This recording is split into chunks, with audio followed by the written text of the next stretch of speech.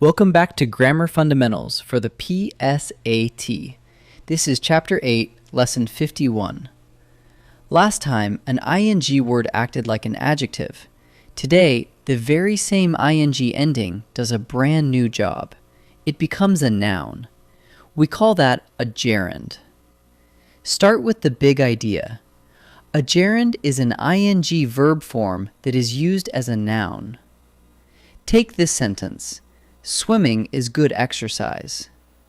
The word swimming ends in ing, so it looks like a verb. But here it isn't an action being done. Instead, it names the activity, swimming, and that name acts just like a noun. So a gerund takes a verb, adds ing, and turns it into the name of an activity. Because a gerund is a noun, it can do any job a noun does. There are three to know. First, it can be the subject. Swimming is fun. Swimming is what the sentence is about. Second, it can be a direct object. I enjoy swimming. Swimming is the thing I enjoy. Third, it can be the object of a preposition. Good at swimming. Swimming follows the little word at. Same word, swimming, doing three different noun jobs. Often, a gerund brings helpers along. A gerund phrase is the gerund plus the words that complete its meaning. Listen. Sketching old barns relaxes my aunt. The gerund is sketching, and old barns finishes the thought. Together, sketching old barns is the gerund phrase, and the whole phrase works as a single noun, the subject of relaxes. So treat the entire phrase as one big noun, doing one noun job. Now the key contrast. Because the ing ending is shared. A gerund is a noun. A participle with the very same ending is an adjective that describes a noun. Watch the difference. Running keeps me fit. Here, running is the subject, a noun, so it's a gerund. But the running water rose. Here, running describes the water. It tells which water, so it's a participle, an adjective. Same ing word, two completely different jobs. So here's your quick test for any ing word. Try replacing it, or its whole phrase, with the simple word it. Swimming is fun becomes it is fun. That still works, so swimming is a noun, a gerund. But the running water rose cannot become the it water rose. That's nonsense. Because running there only describes the water. If it swaps in for it, it's a gerund. If it only describes the noun, it's a participle. Let's try a few. In this first set, each sentence has a gerund, an ing word used as a noun. Find the gerund itself. Remember, you can swap it for the word it. Pause and try each one before I answer. Coloring eggs is a popular spring activity. What is the sentence about? Coloring eggs.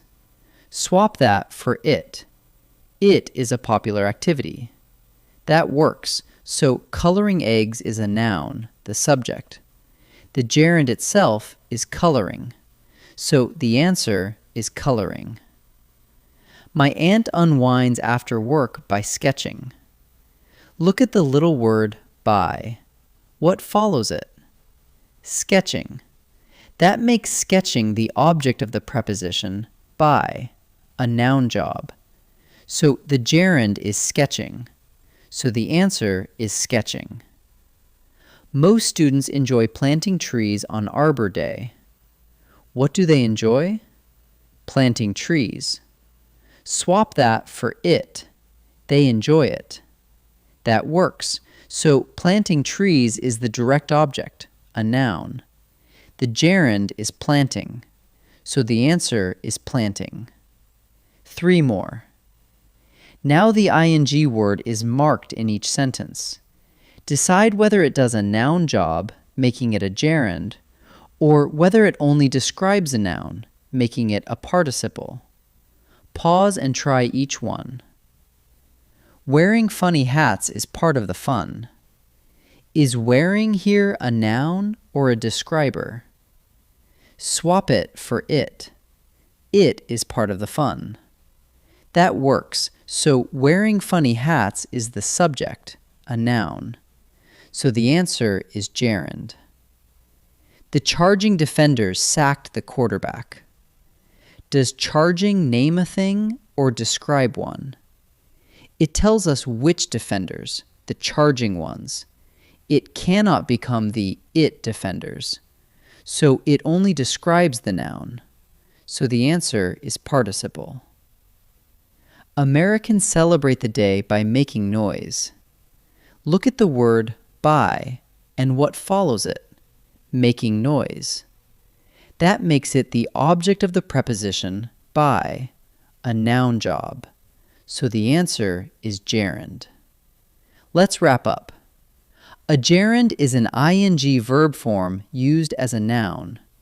It can serve as a subject, as a direct object, or as the object of a preposition. And a gerund phrase works as one big noun. The trap is the participle, which shares the ing ending but only describes a noun. To tell them apart, try swapping in the word it. If it fits, you have a gerund. If the word only describes a noun, it's a participle. Great work.